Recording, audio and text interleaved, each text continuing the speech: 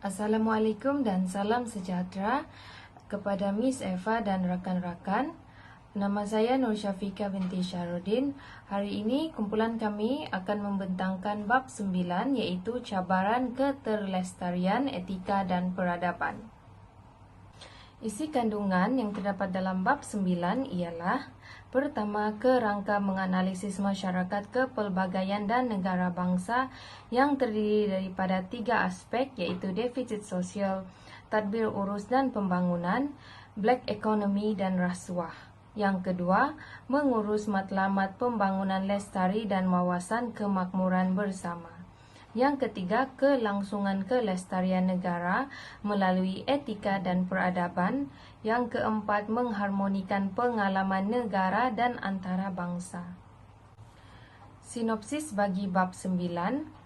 Kelestarian etika dan peradaban sejagat senantiasa tercabar dan terkesan oleh proses hakisan sosial. Ini kerana perubahan dalam masyarakat berlaku dengan pantas dan sukar dikawal, sama ada dari segi sosial, ekonomi, politik, alam sekitar, teknologi dan lain-lain. Kepesatan pembangunan ekonomi banyak membawa implikasi positif dalam peningkatan pendapatan negara dan kesejahteraan hidup masyarakat. Namun begitu, ketidakseimbangan pembangunan negara membawa implikasi negatif terhadap persekitaran fizikal, alam sekitar, dan kesehatan masyarakat.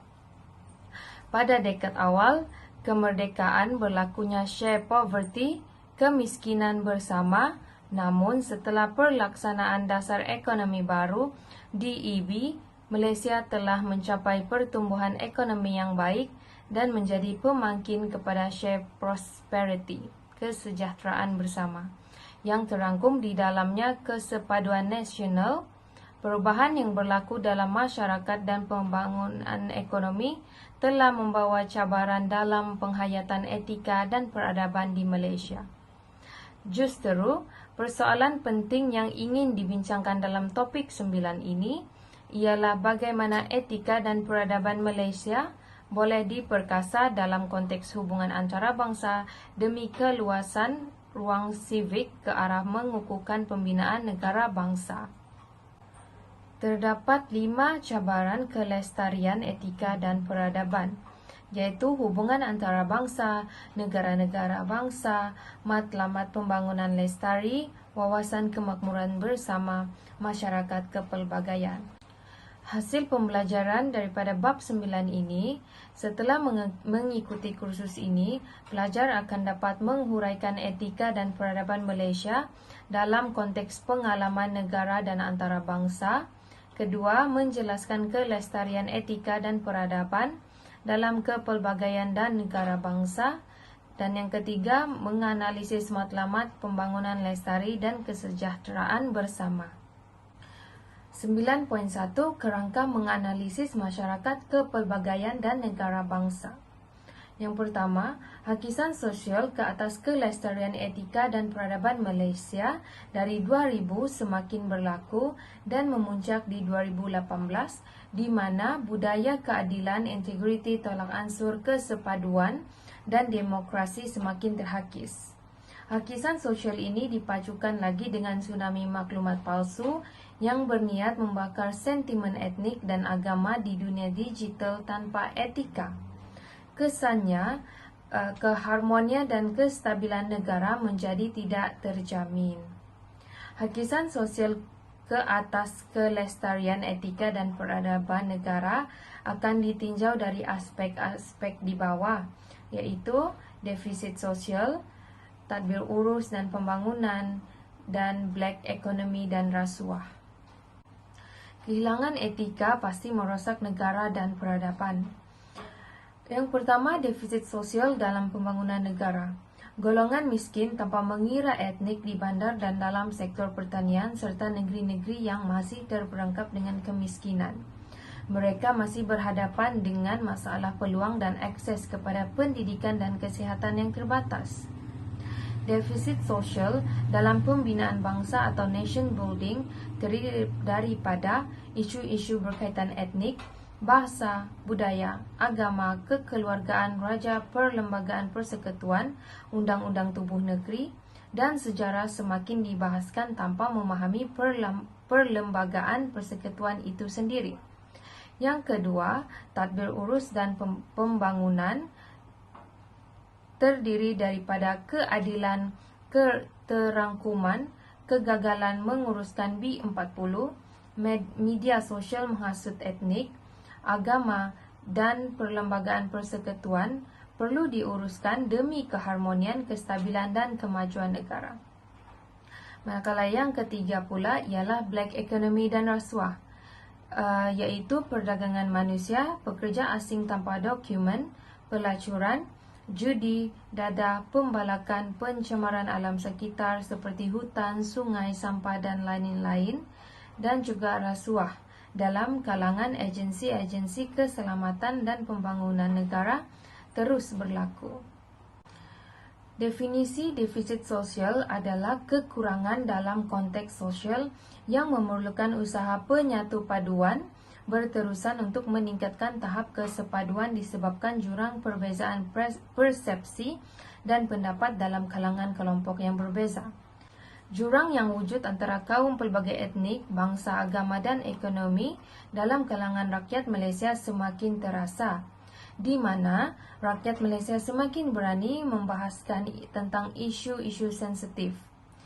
Kita juga dapat melihat perbezaan layanan yang diberi oleh kerajaan akan menguruhkan hubungan antara rakyat, berbeza bangsa, agama, pekerjaan, dan etnik. Berdasarkan dasar perpaduan negara, terdapat 10 isu dan cabaran yang termasuk dalam defisit sosial yang boleh mengganggu gugat proses pengukuhan perpaduan rakyat Malaysia, iaitu etnisiti, agama, kelas sosial, pendidikan, bahasa, jurang generasi, gender, politik federalisme, ruang bandar desa, dan media. Isu dan cabaran bagi etnisiti. Kepelbagaian kaum di Malaysia yang melahirkan kerencaman termasuk 3 kaum utama iaitu Melayu, Cina, dan India. Seperti yang boleh kita lihat, perpaduan kaum di Malaysia semakin rapuh. Isu-isu perkauman yang berlaku menyebabkan keharmonian antara masyarakat semakin berkurang. Contoh yang boleh kita ambil adalah sesetengah kaum Cina tidak bergaul dan tidak mahu bercampur dengan kaum India atas sebab perkauman. Yang kedua ialah agama. Seperti yang kita sedia maklum, negara kita mempunyai pelbagai kepercayaan agama. Ada segelintir masyarakat yang tidak menghormati kepercayaan agama orang lain dan mereka sewenang-wenangnya menghina agama orang lain di platform sosial media. Hal ini menyebabkan ketidakharmonian dan perbalahan berlaku dalam kalangan masyarakat. Dan yang ketiga, kelas sosial. Negara kita mempunyai 3 kelas pendapatan yang terdiri daripada kelas atasan T20, kelas menengah B40 dan kelas bawahan M40. Kelas sosial yang diwujudkan oleh kerajaan telah menyebabkan jurang yang besar antara mereka. Berkemungkinan ada sesetengah golongan bawahan akan merasa kelas mereka akan dipandang serong oleh kelas sosial yang lain. Yang keempat iaitu pendidikan. Kita sedia maklum bahawa tahap pendidikan di Malaysia dan negara lain adalah pelbagai. Tetapi tahap pendidikan ini mencetuskan isu dalam kalangan masyarakat. Contohnya, sesetengah masyarakat berasa jika tidak mempunyai pendidikan yang tinggi, mereka tidak akan berjaya. Hal ini sentiasa menjadi perbalahan di kalangan masyarakat disebabkan tahap pendidikan yang berbeza. Yang kelima iaitu bahasa. Bahasa Malaysia merupakan bahasa kebangsaan, tetapi bahasa lain seperti bahasa Mandarin dan Tamil masih diamalkan. Contohnya, kebanyakan sektor pekerjaan mereka lebih memilih untuk berkomunikasi dalam bahasa Mandarin sebagai bahasa perantara. Yang keenam iaitu jurang generasi. dengan kepelbagaian peringkat umur dalam masyarakat akan mewujudkan perbezaan pendapat dari segi politik, ekonomi dan sosial. Hal ini akan menyebabkan kedua-dua generasi ini sering berbalah dan bermusuhan disebabkan kurangnya persefahaman dalam sesuatu isu. Dan yang ketujuh ialah jantina atau gender. Diskriminasi antara jantina dalam pengurusan masyarakat seharusnya tidak timbul. Contohnya, jantina dititikberatkan dalam pemilihan kerja ataupun kerja yang diberikan adalah tidak sama dengan rakan yang berlainan jantina. Yang ke-8 ialah politik federalisme. Pembahagian kuasa antara kerajaan dan masing-masing mempunyai bidang kuasanya yang tersendiri seperti yang telah termaktub dalam Perlembagaan Persekutuan. Tetapi apabila timbulnya rasa tidak puas hati terhadap pembahagian kuasa tersebut, negeri-negeri yang tidak terlalu maju akan mengkritik kerajaan pusat. Kita boleh lihat apabila pemimpin politik dan juga pihak istana kadangkala berbalah kerana perbezaan pandangan dan sikap. Hal ini menyebabkan masyarakat ataupun rakyat risau akan politik yang berlaku di negara kita. Yang ke-9 iaitu ruang bandar desa, iaitu perbezaan terhadap kedudukan geografi penempatan masyarakat. Kita boleh lihat dengan jelas bahawa kawasan ruang bandar ataupun desa ini kurang diperhatikan oleh kerajaan kita. Kemudahan seperti internet menyukarkan mereka untuk belajar maupun mengenal dunia. Ini akan menyebabkan jurang antara masyarakat desa dan luar terlalu jauh. Yang terakhir iaitu media. Pengurusan maklumat yang tepat, betul dan menyeluruh dalam media sangat penting pada masa kini. Jika maklumat tersebut salah atau tidak tepat, hal ini boleh mempengaruhi kelestarian etika antara masyarakat. Assalamualaikum warahmatullahi wabarakatuh. Nama saya Anis Raya binti Jaco dan saya akan membentangkan tadbir urus dan pembangunan, seterusnya Black Economy dan rasuah. Okey, tadbir urus dan pembangunan dapat dihuraikan dalam dua perkara, iaitu dalam definisi Kamus Pelajar edisi kedua ialah cara atau sistem mentadbir, mengurus, mengawal selia, dasar, fungsi atau perjalanan sesebuah negara, perbadanan, syarikat dan sebagainya. Kedua, merujuk kepada tindakan yang diambil dan dilaksanakan oleh barisan individu yang mempunyai kuasa daripada pelbagai peringkat pengurusan. Antara kriteria tadbir urus yang baik ialah pertama, hak bersuara dan accountability. Contohnya, memperkukuhkan agenda pencegahan rasuah. Kedua, kestabilan politik tanpa keganasan. Ketiga, keberkesanan kerajaan. Keempat, kualiti pengawal seliaan.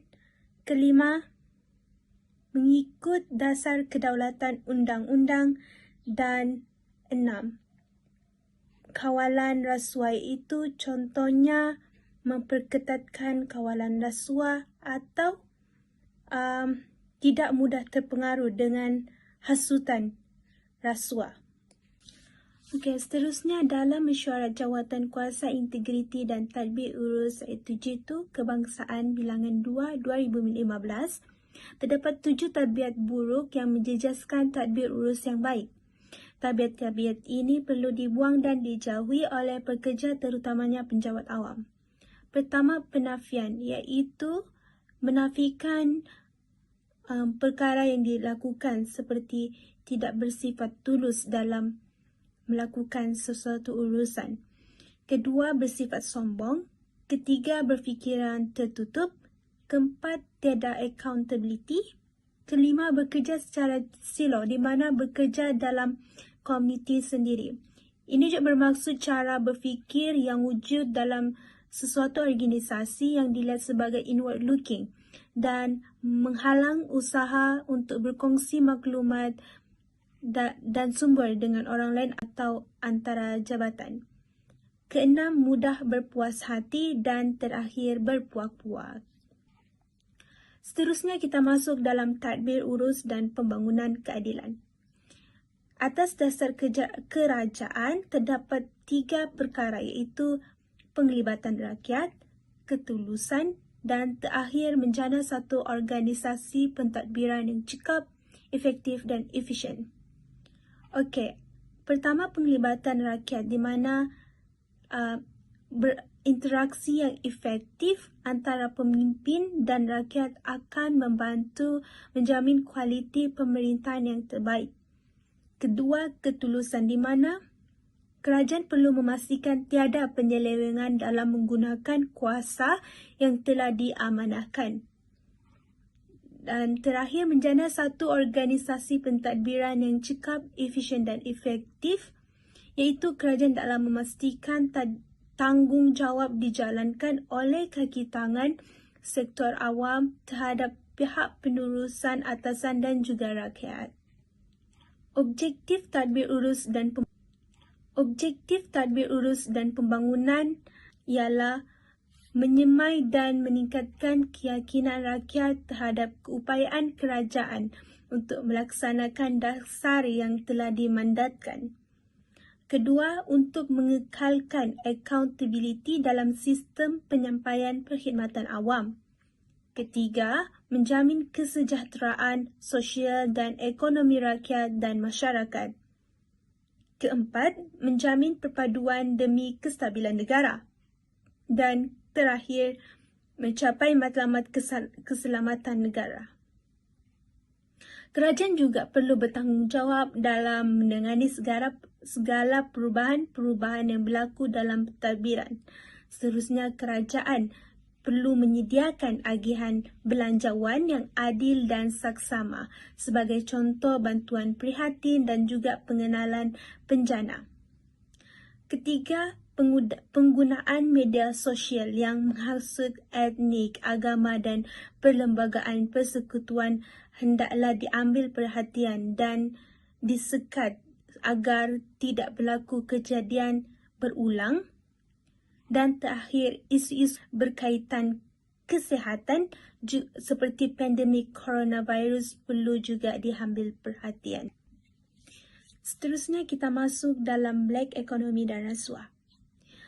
Pertama, black economy. Black economy atau lebih dikenali sebagai pasaran gelap merupakan sebuah pasaran barangan atau perkhidmatan yang berjalan di luar yang rasmi disokong oleh kuasa negara.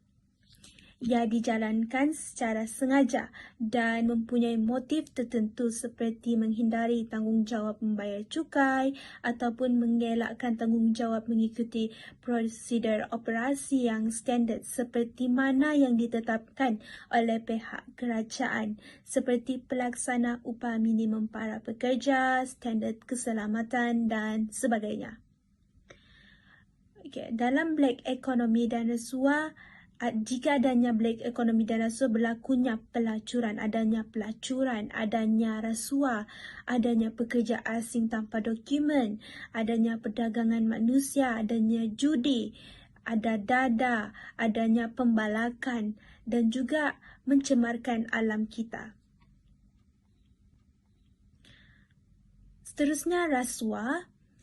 Rasuah ni ialah menerima atau memberi suapan sebagai upah atau dorongan untuk seseorang individu kerana melakukan atau tidak melakukan sesuatu perbuatan yang berkaitan dengan tugas rasmi.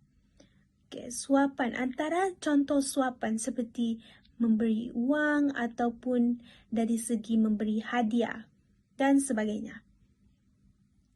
Malaysia berada di tangga ke-51 daripada 180 buah negara dalam Indeks Persepsi Rasuah CPI tahunan pada 2019 berbanding kedudukan ke-61 pada 2018 selain mencatatkan sebanyak 6 mata kepada 53 berbanding 47. Untuk pengetahuan anda semua, skor CPI lebih tinggi, skor direkodkan lebih bersih sesebuah negara daripada rasuah, manakala lebih rendah skor direkodkan lebih tinggi rasuah. Namun demikian, permasalahan ini tidak asing lagi di Malaysia maupun negara luar. Anggota yang sepatutnya membanteras perlakuan ini sebaliknya melindungi pesalah-pesalah ini kerana aktiviti rasuah telah berleluasa dan menjadi kebiasaan dalam kalangan kita.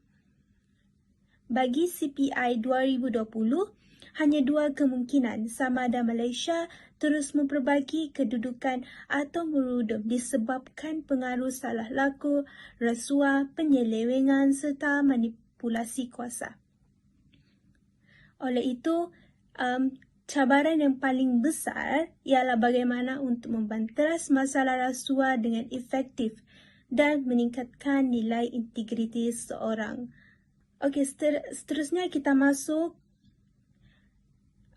berdasarkan Akta Suranjaya Pencegahan Rasuah Malaysia 2009, Akta SPRM 2009, Akta 694, terdapat 4 kesalahan utama rasuah.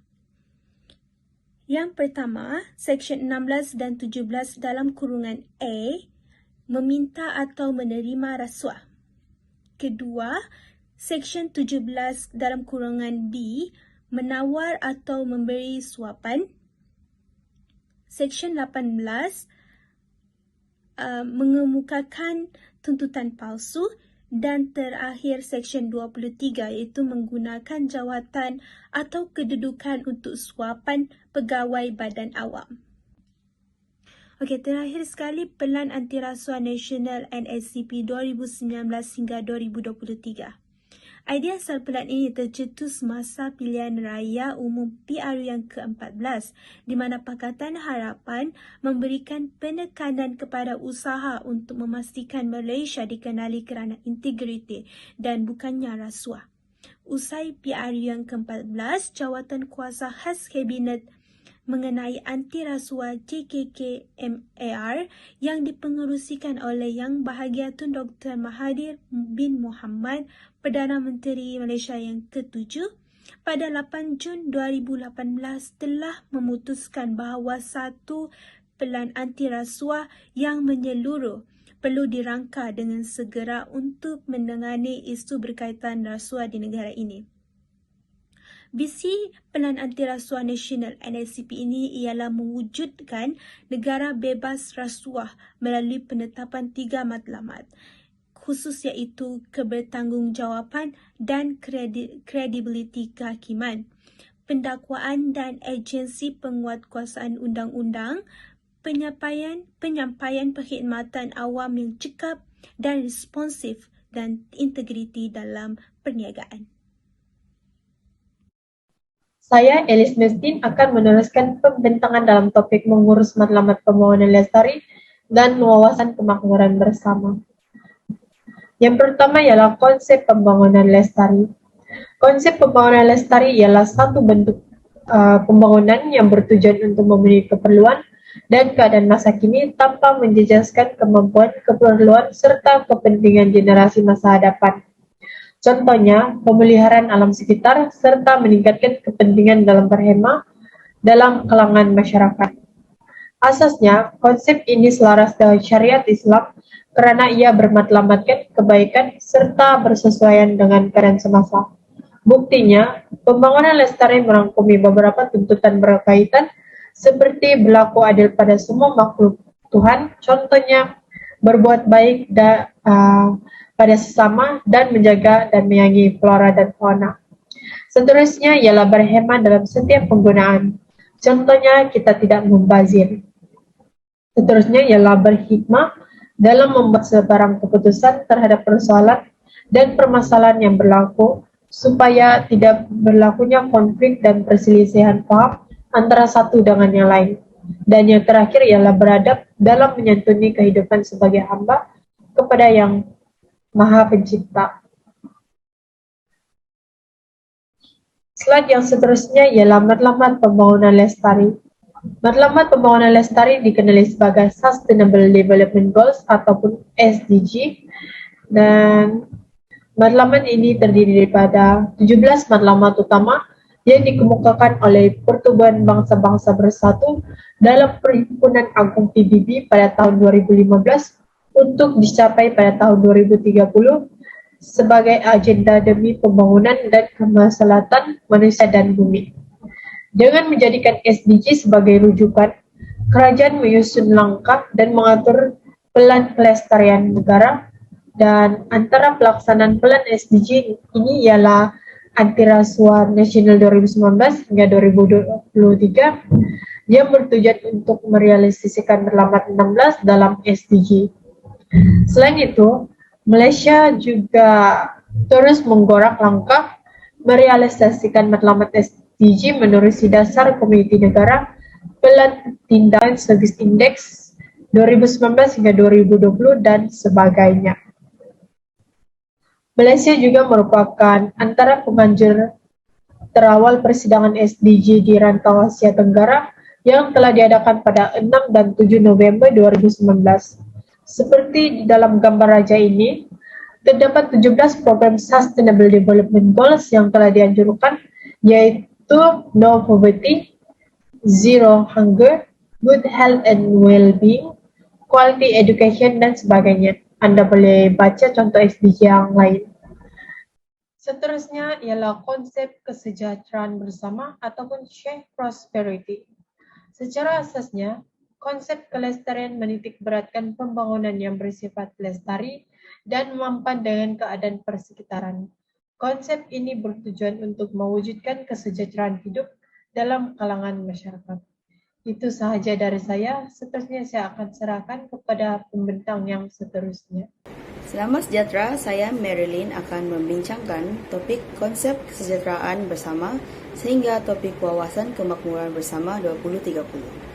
Dalam konsep kesejahteraan bersama iaitu shared prosperity, sangat penting kerana keadaan sejahtera secara tidak langsung memberi kelebihan dalam menstabilkan ekonomi dan politik negara. Selain dapat terus mengekalkan perpaduan dalam kalangan masyarakat multi-etnik di Malaysia.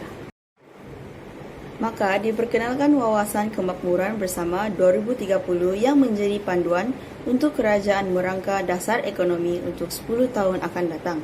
Seterusnya, wawasan kemakmuran bersama 2030 didefinisikan iltizam menjadikan Malaysia sebuah negara terus membangun secara mampan seiring dengan pengagihan ekonomi yang adil, saksama dan inklusif pada semua peringkat kumpulan pendapatan, etnik, wilayah dan rantaian bekalan. Wawasan kemakmuran bersama 2030 juga bermatlamat menyediakan taraf hidup yang wajar kepada semua rakyat pada 2030. Terdapat 3 objektif kemakmuran bersama, iaitu yang pertama ialah pembangunan untuk semua. Ini membawa maksud kepada menstruktur ekonomi negara. Untuk lebih terperinci, menstruktur semula ekonomi yang lebih progresif, berpaksikan ilmu dan bernilai tinggi dengan penyertaan masyarakat yang menyeluruh di semua peringkat. Objektif yang kedua ialah menangani jurang kekayaan dan pendapatan. Dalam kata lain ialah menangani ketidaksamaan.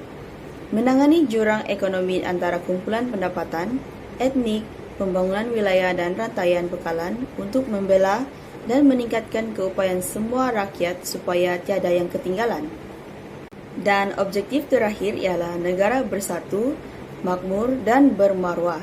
Kemakmuran bersama dalam membina negara iaitu menjadikan Malaysia sebuah negara yang makmur dan bermaruah, seterusnya muncul sebagai paksi ekonomi Asia. 3 objektif yang disebutkan tadi akan dilaksanakan dengan 7 teras strategik iaitu penstrukturan dan penambahbaikan ekosistem perniagaan dan industri negara. Yang kedua, mengenal pasti aktiviti-aktiviti pertumbuhan ekonomi utama untuk dibangunkan seperti hak kewangan Islam, ekonomi digital dan lain-lain. Yang ketiga, meningkatkan kecekapan pasaran buruh dan pampasan pekerja. Yang keempat, mentransformasi modal insan. Yang kelima, mewujudkan kesejahteraan sosial. Yang keenam, mewujudkan keterangkuman wilayah. Dan yang ketujuh, yaitu yang terakhir, memperkukuhkan modal sosial dan perpaduan dalam negara. Topik yang kita telah bincangkan sebentar tadi, yaitu Matlamat Pembangunan Lestari dan Wawasan Kemakmuran Bersama, akan dijadikan sebagai rujukan untuk kerajaan mengatur pelan kelestarian negara. Seterusnya, saya Naza Iqmal bin Abu Bakar akan membentangkan topik 9.3, yaitu kelangsungan kelestarian negara melalui etika dan peradaban. Kelangsungan kelestarian etika dan peradaban Malaysia tertakluk kepada pembinaan negara bangsa yang tersimpul dalam Membina Bangsa Malaysia dengan Perlembagaan Persekutuan sebagai asasnya, serta tadbir urus dan pembangunan negara dengan adil dan terangkum untuk mengurangkan defisit sosial. Pengukuhan kedua-dua aspek ini akan mengukuhkan keterikatan kolektif merentas etnik dan negeri hingga terbina kesepaduan nasional. Berdasarkan Indeks Perpaduan Nasional 2018 yang dijalankan selama 18 bulan dengan melibatkan 5,275 responden melalui kajian soal selidik dan 7,226 melalui dialog rakyat, seluruh negara mendapati perpaduan dalam konteks kepelbagaian kaum, budaya, adat resam belum lagi tercapai, meskipun negara sudah lama merdeka. Bila kita bercakap mengenai kelestarian negara melalui etika dan peradaban, kita semua dapat simpulkan yang ianya bermaksud kepatuhan terhadap Perlembagaan Persekutuan dan juga tadbir urus yang baik dan beramanah. Seterusnya, kita pergi pula kepada konsep perpaduan, kesepaduan dan penyatupaduan. Perpaduan merujuk kepada proses yang menyatupadukan anggota masyarakat dan negara seluruhnya melalui proses ideologi negara supaya tiap-tiap anggota masyarakat dapat membentuk satu identiti dan nilai bersama serta satu perasaan kebangsaan bersama dalam kalangan mereka. Kesepaduan digambarkan apabila pemimpin dan rakyat mencapai persetujuan untuk bersetuju dalam banyak hal, namun terus mengakui banyak perkara yang belum atau tertangguh penyelesaiannya yang dilabel sebagai defisit sosial. Penyatupaduan adalah pelbagai bentuk usaha yang perlu diteruskan dilaksana untuk mencari penyelesaian defisit sosial dengan membina tapak integrasi di semua lapisan masyarakat. Jadi, apabila kita lihat pada negara kita, pada hakikatnya negara kita Malaysia berada pada tahap kesepaduan dan negara kita masih menuju ke arah perpaduan. Seterusnya, kita akan lihat pula kepada contoh tapak integrasi, iaitu Perlembagaan Persekutuan, Wawasan 2020, Kementerian Perpaduan, Rukun Tetangga, Ops COVID-19, Pasar Malam dan Bahasa Kebangsaan. Seterusnya, kita pergi pula kepada topik pembangunan lestari. Apa yang dimaksudkan dengan pembangunan lestari? Pembangunan lestari ataupun pembangunan mampan merupakan pendekatan pembangunan penempatan yang dikerjakan ataupun didiami manusia yang dijalankan secara terancang dan berterusan. Dan apakah pula prinsip pembangunan lestari? Prinsip yang pertama ialah memenuhi keperluan sekarang tanpa mengorbankan pemenuhan keperluan generasi masa akan datang. Yang kedua, bangunan lestari menggabungkan kelestarian ekonomi, masyarakat dan alam sekitar dengan pembasmian kemiskinan dan kesaksamaan agihan pendapatan sebagai salah satu matlamat utama yang penting. Dan prinsip yang ketiga ialah pembentukan komuniti lestari ini akan merangsang kepada pertumbuhan ekonomi yang mampan melalui penyediaan peluang pekerjaan yang lebih berdaya saing serta mampu mempertingkatkan kesejahteraan hidup komuniti setempat. Seterusnya, kita akan lihat pula kepada tiang sokongan dan faedah pembangunan lestari. Untuk tiang sokongan, yang pertama ialah pembangunan ekonomi, kedua pembangunan lingkungan, dan yang ketiga ialah pembangunan sosial. Untuk faedah pembangunan lestari, pertama, mewujudkan kesepaduan nasional dan perpaduan dalam negara. Yang kedua ialah melahirkan masyarakat yang harmoni dan damai selain kelangsungan pembangunan. Dan yang ketiga ialah rakyat berkongsi nilai bersama keadilan, keterangkuman, tolak ansur, bertanggungjawab, dan prihatin. Untuk subtopik yang seterusnya adalah strategi yang boleh kita lakukan dalam menjayakan pembangunan lestari, yaitu pendidikan formal, peranan media massa, dan peranan undang-undang.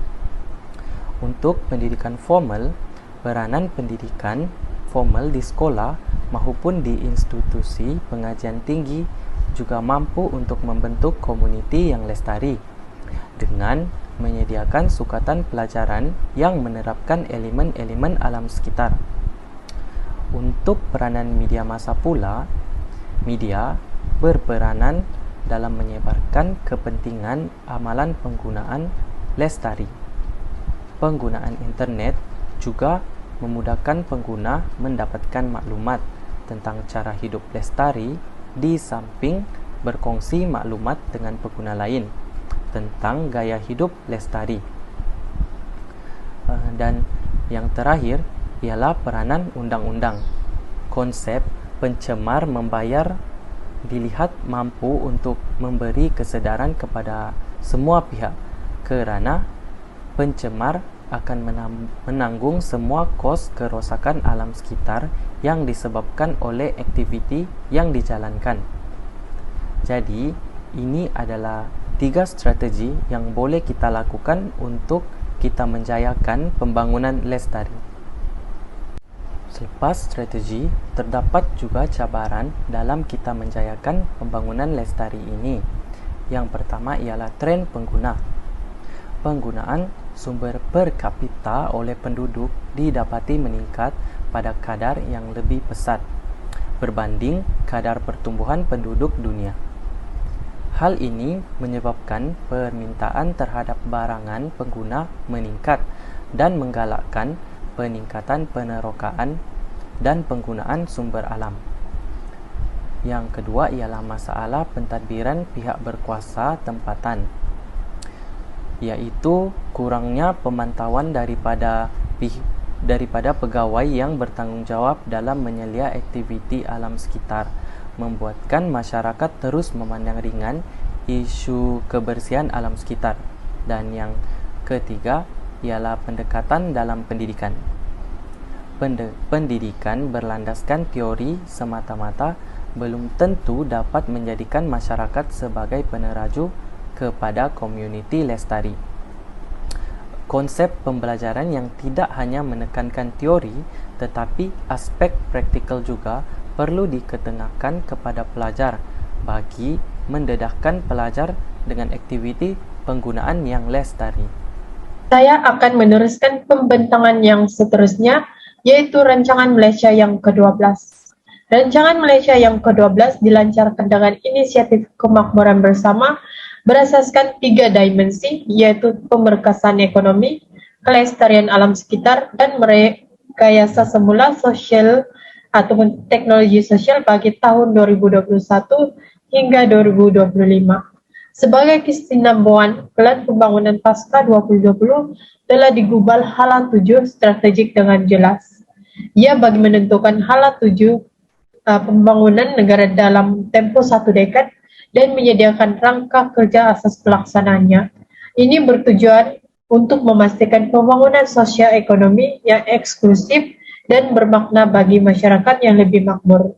Terdapat 6 teras rancangan Malaysia yang ke-12, yaitu mengutamakan pekerjaan kepada warga negara, meningkatkan pembangunan modal insan selaras dengan ekonomi negara, menjamin hak pekerja, majikan dan kesatuan pekerja, meningkatkan tabir urus keselamatan dan kesehatan pekerjaan di tempat kerja, meningkatkan perlindungan keselamatan sosial yang komprehensif dan progresif, dan yang terakhir ialah meningkatkan penyelidikan dan penguasaan sumber manusia dan perburuan.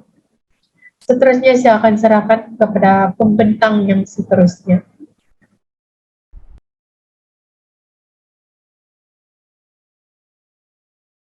Nama saya Muhammad Fadli bin Suhaili, nomor matriks 2021-100-499. Saya akan membentangkan topik 9.4, yaitu mengharmonikan pengalaman negara dan antarabangsa. Malaysia diiktiraf sebagai negara contoh oleh kebanyakan negara, terutamanya dalam rantauan Asia Tenggara, dalam mengurus dan mengharmonikan kepelbagaian khususnya dalam mengurus pelbagai isu atau permasalahan berkaitan penyatupaduan, kesepaduan perpaduan, serta pengekalan keharmonian dalam masyarakat yang mempunyai pelbagai kaum. Malaysia juga adalah sebuah negara tamu pasca kolonial dan menerima pelbagai peradaban majmuk dan anggotanya menjadi warga negaranya. Jelasnya, pertemuan dan pergaulan peradaban majmuk ini telah memperkayakan peradaban kewatanan Melayu, Bumiputera, Sabah, dan Sarawak melalui proses difusi dengan pinjam-meminjam budaya, pemakanan, bahasa, dan budaya kerja di antara mereka. Pengalaman Melayu menunjukkan pembangunan setinggi dengan batasan kadar pertumbuhan ekonominya, tetapi jika pengagihan dan kesejahteraan rakyat tidak dijaga, negara yang makmur dan kehidupan berkualiti tinggi tidak boleh menjamin kedamaian, kesepaduan, perpaduan, dan kestabilan negara. Maka hasil pembangunan dinikmati oleh kumpulan kecil yang bersuara dan berkuasa saja perlu dijauhi. Ini disebabkan keadilan dalam pengagihan kekayaan negara perlu ditegakkan dan dinikmati bersama, bukan hanya kepada kumpulan kecil yang berkuasa. Indeks kualiti hidup, Indeks Kesejahteraan Malaysia, Indeks Makosid Malaysia, Indeks Perpaduan Nasional, dan Indeks Kedamaian Global menunjukkan Malaysia adalah sebuah negara yang makmur, damai, dan sejahtera. Kejayaan Malaysia dalam mentadbir urus dan pembangunan negara dengan baik, adil, dan terangkum adalah formula yang boleh dikongsi bersama dengan negara-negara yang masih berhadapan dengan permusuhan dan konflik etnik dan agama dalam negara mereka.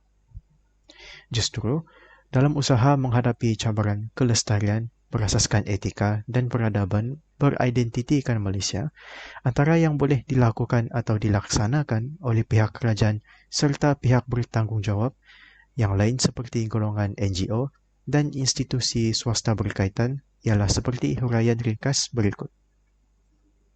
Sesi dialog yang sihat boleh mengurangkan prasangka serta prejudis dalam kalangan masyarakat dan memupuk semangat perpaduan, kebersamaan, serta kekitaan dalam kalangan masyarakat.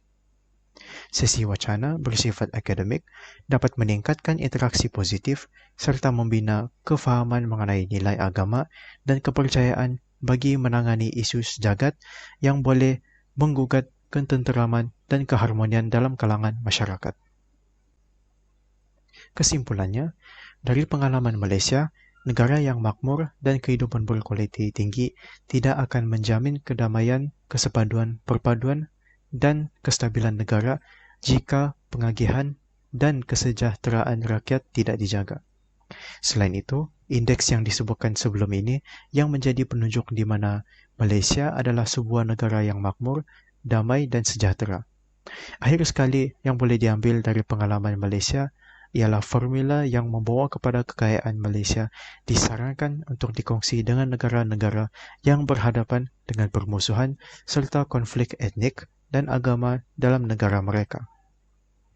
Rukun negara di Malaysia telah melafazkan ikrar untuk mencapai wawasan negara yang dimulai dengan prinsip agama dan diakhiri dengan kesopanan dan kesusilaan sebagai cermin peradaban. Di sini, kita dapat lihat sejauh manapun teknologi berkembang, asas kemajuan akan tetap berbalik kepada pembangunan manusia itu kembali. Di sini juga rasional di mana nilai etika dan peradaban diangkat dan dimartabatkan kembali untuk kemajuan ekonomi dan sosial yang seimbang pada masa akan datang. Oleh itu, kita sebagai rakyat Malaysia perlu memahami dan mengeratkan lagi kelestarian yang telah wujud dari berpuluh dekad ini. Sebagai negara moden yang melakar masa depan, lebih dinamik dan berusaha memposisikan diri sebagai negara maju, cabaran berterusan dalam arus globalisasi dan pasca kemodenan menjadi realiti perlu ditangani sebaik mungkin. Perpaduan nasional harus menjadi misi penting bagi negara disebabkan ia memerlukan kerangka bersifat komprehensif yang akan mampu menerjemahkan sebaik mungkin wajah kerencaman masyarakat majmuk Malaysia. Sekian dari kumpulan kami. Terima kasih.